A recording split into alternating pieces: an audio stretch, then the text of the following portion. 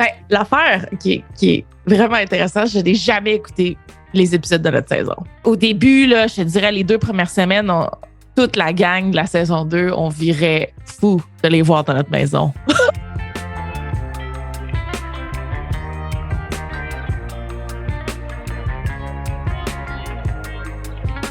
Allô? Allô Stéphanie, ça va? Oui, ça va toi? Oui. On commence de ce pas, tu es prête? Parfait, oui. Je voulais savoir, en fait, de ton analyse de ce qu'on a vu à Big Brother cette année. C'est quoi les grandes différences que tu as remarquées avec ta saison? Ben déjà, de base, le premier mois, pour moi, c'était vraiment flagrant. Je dirais qu'il y avait vraiment la moitié de la maison qui avait écouté les émissions, qui savait à quoi s'embarquer, qui était vraiment primée. Puis tu avais l'autre moitié de la maison qui était un peu plus comme je suis là pour m'amuser, j'ai jamais écouté les émissions, tu sais. Puis ça l'a donné une grosse séparation dès le début, là. Puis tu sais, c'était super flagrant, les gens étaient facilement manipulables, les gens faisaient beaucoup d'erreurs. Puis tu sais, j'imagine que nous aussi, dans notre saison, on a fait plein d'erreurs, mais je pense qu'on avait tous été crinqués vraiment intenses. J'ai entendu dire que peut-être qu'on était trop intenses. Donc, ils ont pas coaché les candidats de la même façon, leur donner plus de liberté à se préparer. Puis, tu sais, moi, j'ai vraiment l'impression que ça a paru très fort au début. Le premier mois, là, on a vu vraiment des grosses différences entre certaines personnes. T'avais du monde pauvre, eux autres, qui avaient juste écouté 1 ou 2 saisons. Ça serait sorti, là, tu sais. La saison tire à sa fin déjà. Qu'est-ce qui t'a comme surpris le plus en visionnant les épisodes? L'affaire qui est vraiment intéressante, je n'ai jamais écouté les épisodes de notre saison. Donc, je compare pas ce qui a été montré de notre saison à ce qui a été montré de leur saison. Je compare ce que j'ai vécu à ce que eux nous montrent. Et c'est sûr qu'il y a plein d'affaires qui n'est pas montrées. Tu sais, comme présentement, j'ai vraiment l'impression que c'est sûr que c'est le Coco Show, puis qu'elle a très, très bien manipulé cette maison d'une façon à ce qu'elle gagne. Mais ce qui me surprend vraiment beaucoup, c'est que la maison ne le voit pas depuis le début. En fait, il le voit, mais il le laisse faire. Parce que super souvent, ils vont dire, bon, Coco est avec tout le monde, elle joue un double jeu, peu importe. Puis, tu sais, on la laisse dans son coin, puis on la laisse faire. Mais pourquoi? Si tu sais qu'elle joue un double jeu, si tu sais qu'elle trahit tout le monde, si tu sais que tu peux pas lui faire confiance, pourquoi est-ce que tout le monde continue à lui faire confiance? Et c'est ça qui est vraiment, vraiment spécial. Et puis, dans ma tête, Coco, elle se croit aussi le main character parce que dès qu'il y a quelque chose qui va pas dans son plat, elle est super fâchée. Puis, tu vois qu'elle est comme, c'est pas correct ce qu'elle a fait, mais dans le fond, c'est juste parce que ça n'a pas été exécuté comme toi tu voulais, parce que depuis le début de la saison, c'est littéralement tout ce que tu veux qui se passe. Qu'est-ce que tu penses de la pièce secrète qui revient genre encore et encore et encore? Moi, je trouve ça vraiment le fun parce que, quoi que j'aurais haï la pièce dans la maison parce que j'ai pas une bonne mémoire. Mais je trouve ça le fun en tant que spectateur parce que c'est comme, tu sais, c'est nous autres, c'est la pièce de l'année passée, puis de la saison 1, puis de la saison 3. Mais tu sais, il y a beaucoup, beaucoup de petits moments où on parle de la saison 1 et 2.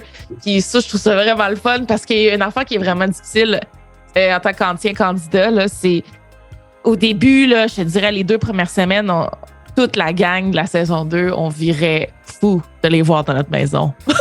Ah ouais? On virait fou de les voir dans notre maison. Ben, dans le sens que, tu sais, comme moi, par exemple, j'ai jamais été vincée, hein?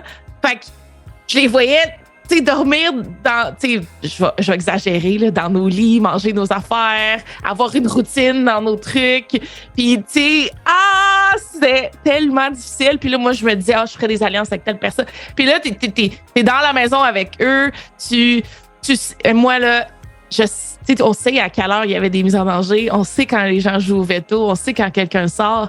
Fait que, tu sais, les 2-3 premières semaines, là, je verrais fou à des timings. Je me disais, OK, là, il y a une personne qui est sortie. Il y a peut-être, tu sais, dans la dernière heure, il y a probablement une personne qui est sortie. Ça doit capoter dans la maison. Tu sais, on est qu'au courant de leur routine. Puis ça a été quand même intéressant de vivre ça d'une autre perspective. T'aurais-tu genre une prédiction ou t'as-tu une idée de comment ça va se dérouler? Là, c'est sûr que c'est drôle parce que là, c'est Jamie puis Coco en finale, à cause qu'ils ont amené tellement loin Marie-Christine, Nathalie, Marianne, je pense que ça pourrait aller du côté de Jamie. Par contre, si c'est Liliane ou Mona contre Coco, là, je pense que Coco gagne.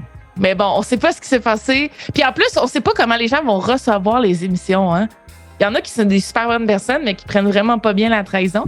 Bref, moi, présentement, si Coco se rend dans le top 2, elle gagne contre Liliane, Mona, peut-être pas Jamie. Puis aussi, je voulais savoir, si tu avais un conseil à donner à la personnalité qui va remporter cette saison-ci, pour le après, mettons, ce serait quoi? Ben, le meilleur conseil puis la meilleure affaire de gagner Big Brother, c'est que tout ce qui s'est passé dans la maison, là, tu peux tout le temps juste te dire, mais c'est arrivé pour une raison parce que j'ai gagné. Fait que, tu sais, à chaque fois que le monde chialait sur quelque chose que j'ai fait, ou moi-même je chialais sur quelque chose que j'ai fait, je me disais tout le temps, écoute, peut-être j'aurais même pas gagné si j'avais sauvé mon allié là, ou si j'avais fait quelque chose de différent. Fait que, tu sais, tu peux toujours dormir la tête reposée parce que t'as gagné.